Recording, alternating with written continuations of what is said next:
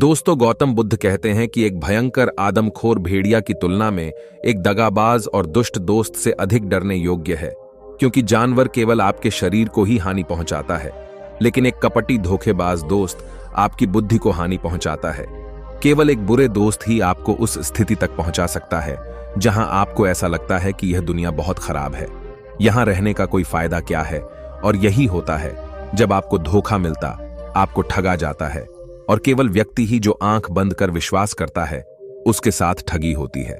हम किसी पर सीधे विश्वास नहीं करते हैं, विश्वास धीरे धीरे बढ़ता है, लेकिन कुछ समय के बाद यह विश्वास इतना पक्का हो जाता है कि हम उस व्यक्ति के सामने अपनी आंखें, कान और मन बंद कर देते हैं। और फिर ऐसी स्थिति में होता है कि हमारे सबसे भरोसेमंद व्यक्ति ही हमें धोखा देता है। फिर हम दुनिया में विश्वास खो देते हैं और हम सभी को शक की नजर से देखना शुरू कर देते हैं। वास्तविकता में यह दुनिया धोखे पर चल रही है। हम किसी ना किसी को धोखा देते हैं, कहीं ना कहीं या कभी ना कभी अपने जीवन में, और दूसरे लोग भी हमें धोखा देते हैं। दूसरों द्वारा धोखा देना समझना संभव है, लेकिन हमने वर्षों से खुद को ही धोखा दिया है। हम अपने आप को ऐसी बातों को मनाते हैं ताकि हमें सच्चाई का सामना ना करना पड़े, और हम अपने छोटे से दुनिया में खो जाते हैं। धोखा या विश्वासघात एक डबलधारी तलवार की तरह होता है।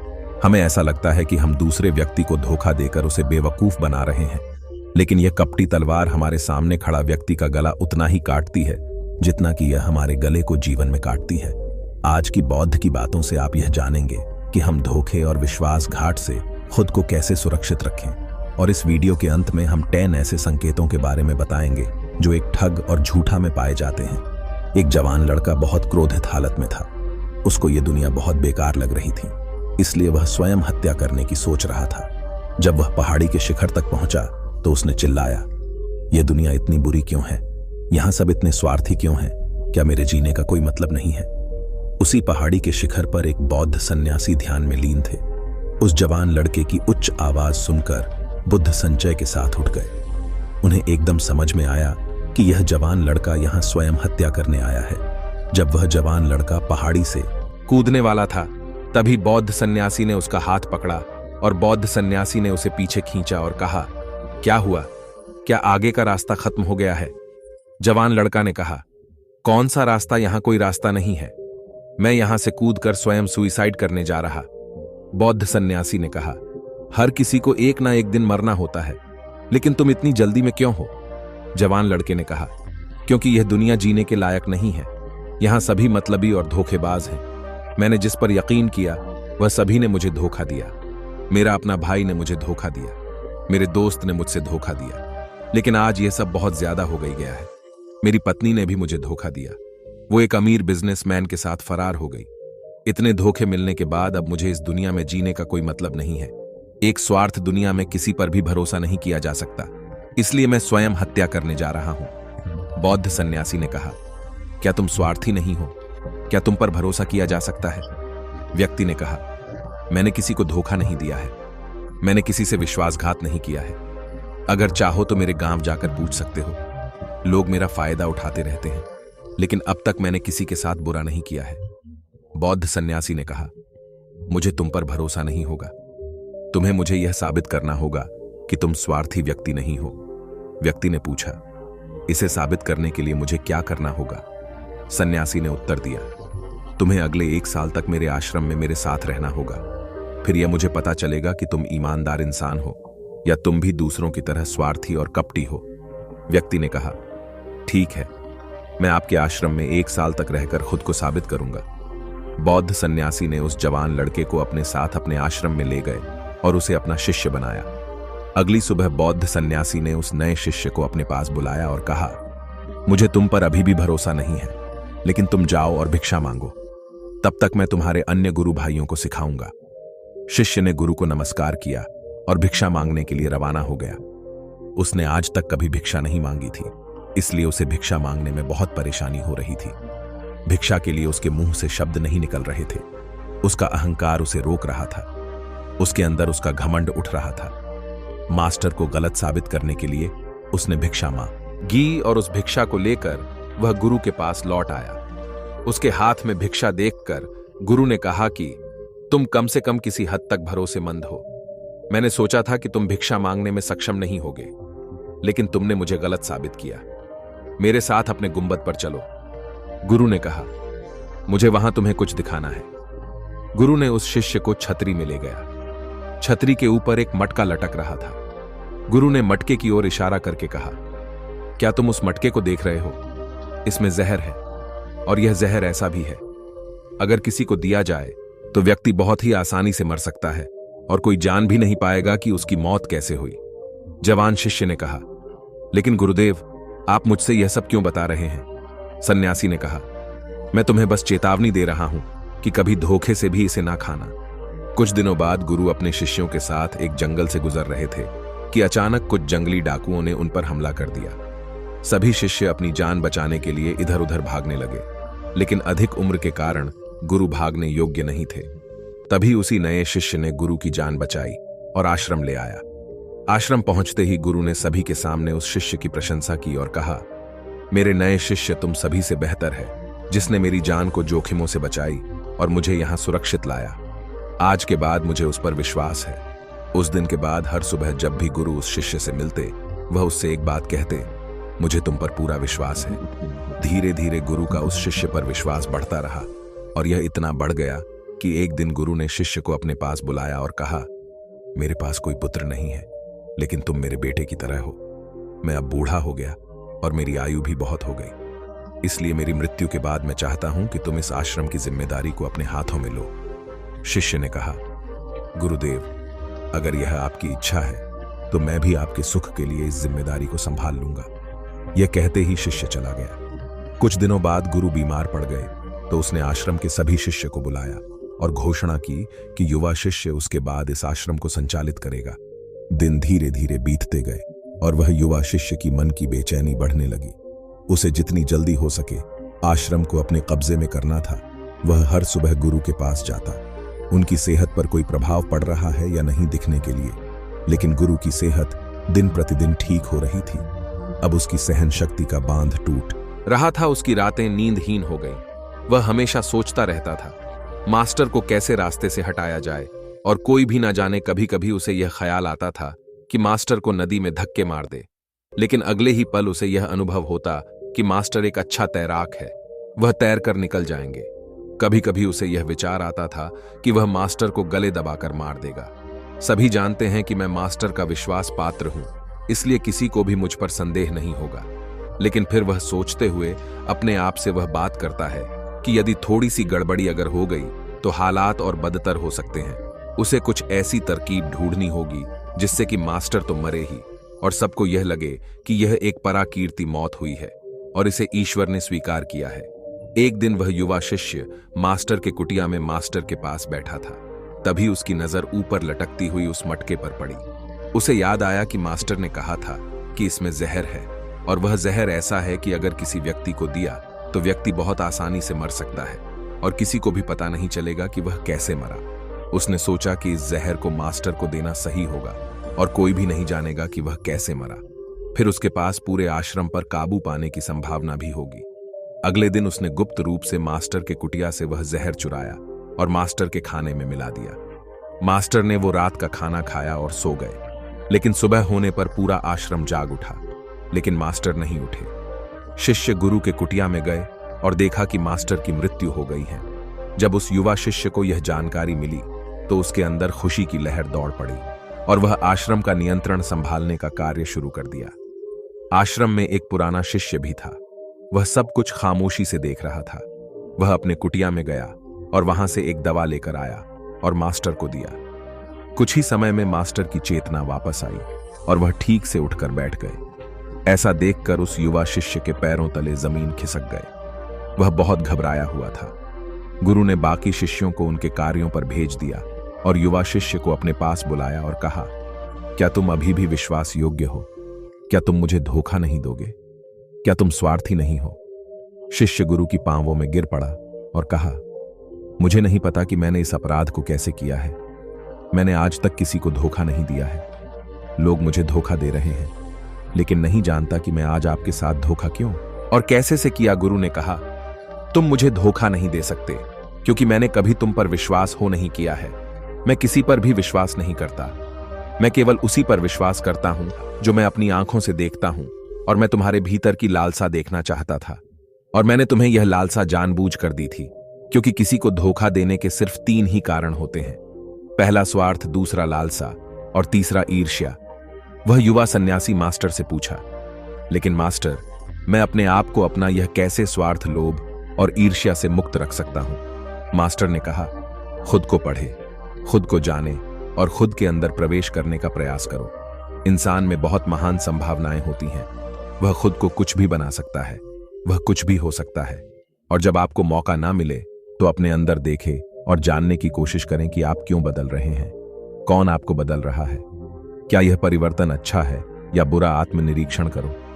मास्टर के इन शब्दों को सुनकर शिष्य फिर से उनके पैरों में गिर गया और कहा, मास्टर, मैं आपका शिष्य बनना चाहता हूं और जानना चाहता हूं कि मैं कौन हूं, मैं क्या हूं और मैं क्यों बदलता हूं। मास्टर ने कहा, हमारे आसपास ऐसे बहुत सारे लोग हैं और बहुत सारे ऐसे लोग रह चुके हैं जो इसका उदाहरण है, जो कि कभी अपने स्वार्थ, लालच और ईर्ष्या के कारण किसी को धोखा नहीं दिया।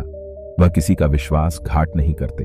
एक व्यक्ति तभी किसी को धोखा देता है जब उसे लगता है कि उसे कोई नहीं देख रहा है कि वह क्या कर रहा है, और भविष्य में कोई नहीं जानेगा कि वह जो कर रहा है सही है।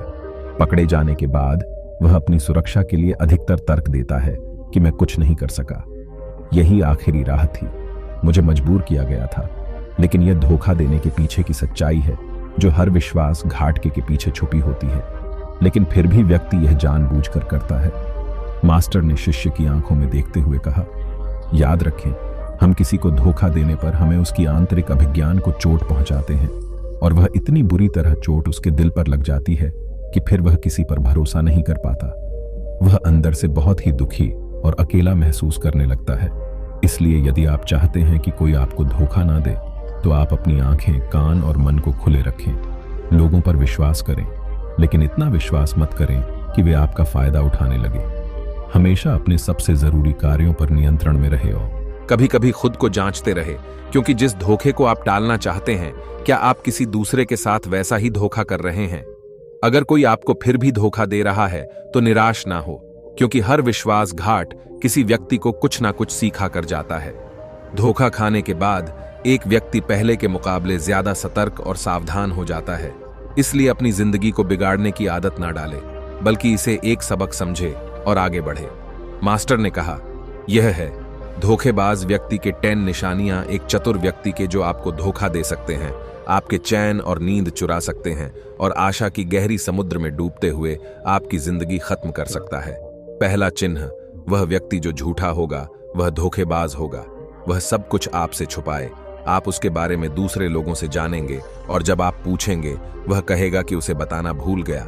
उसके साथ बहुत समय बिताने बावजूद आप उसके बारे में ज्यादा नहीं जान पाएंगे।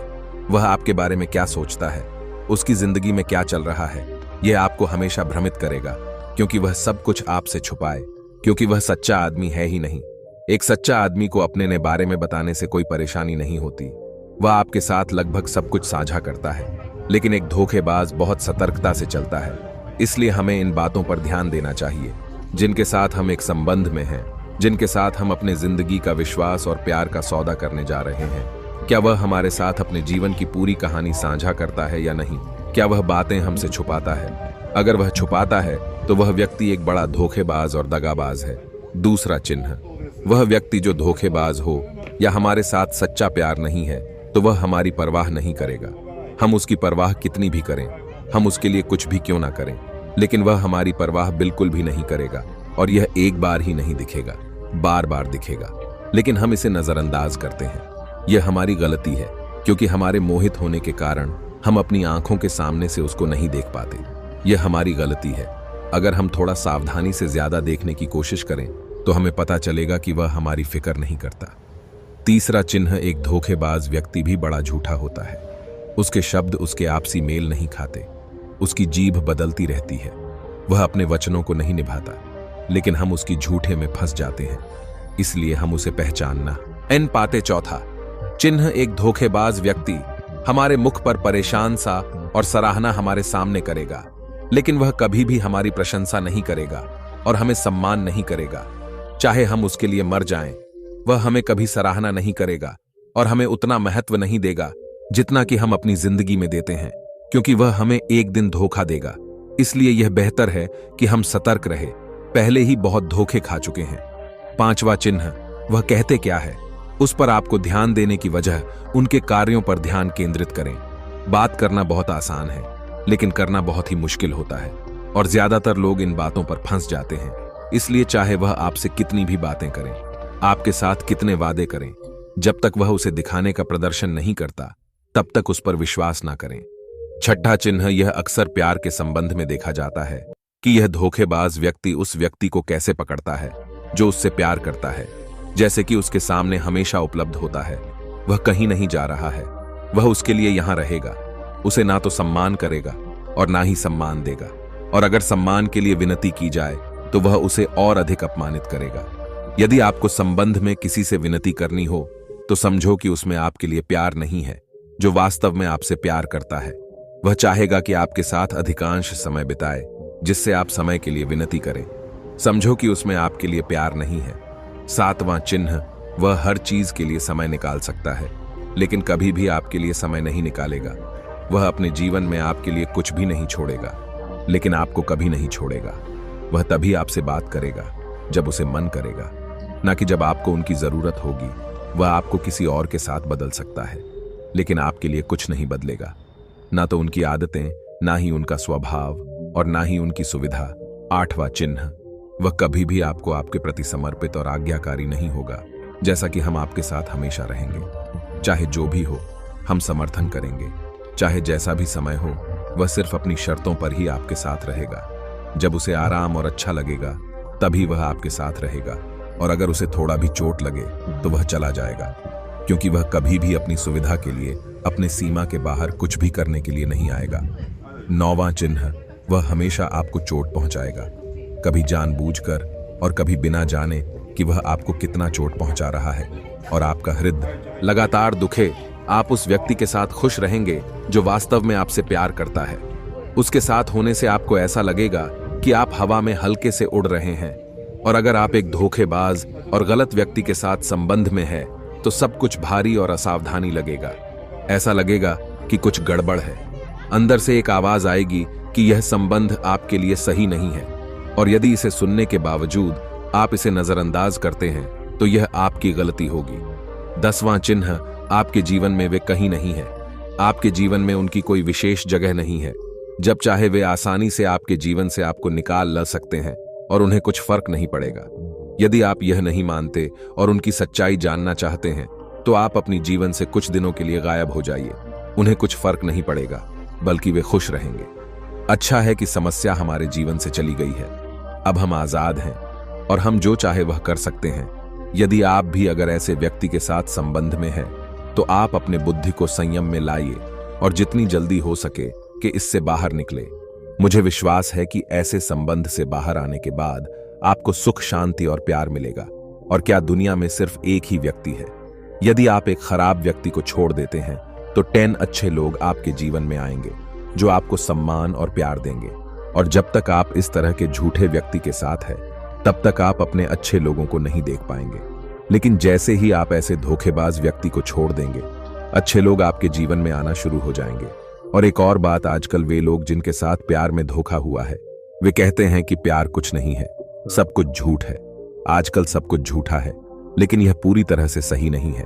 जिस व्यक्ति ने आपको धोखा दिया है उससे प्यार के अर्थ की जानकारी नहीं थी, लेकिन आज भी दुनिया में बहुत सारे ऐसे लोग हैं जो प्यार को कैसे करना है जानते हैं और उसे बरकरार रखने की भी जानते हैं। धोखा खाए लोग अपनी ओर से सच्चा प्यार करता है। प्यार ईश्वर की उपहार है और यह दुनिया प्यार पर आधारित है। अगर एक गलत व्यक्ति ने आपका प्यार समझ नहीं पाया तो इसका अर्थ यह नहीं है कि इस दुनिया में प्यार नहीं है। यह दुनिया प्यार पर ही आधारित है। यह प्रसिद्ध नृत्य दुनिया सिर्फ प्यार करने वालों के कारण है। और अंत में एक और बात, यदि आप अपने परिवार के सदस्यों से धोखा खा चुके हैं या आपस में गलतफहमी हो गई है तो एक दूसरे की बात समझने का प्रयास करें। एक दूसरे को जाने और एक दूसरे को माफ करें, क्योंकि दोस्तों आपको बहुत सारे लोग मिलेंगे, लेकिन आपके परिवार के सदस्यों की तरह किसी और जगह पूरे विश्व में नहीं मिलेंगे। हाँ, उनका दृष्टिकोण थोड़ा अलग होता है, वे थोड़े दूर के होते हैं।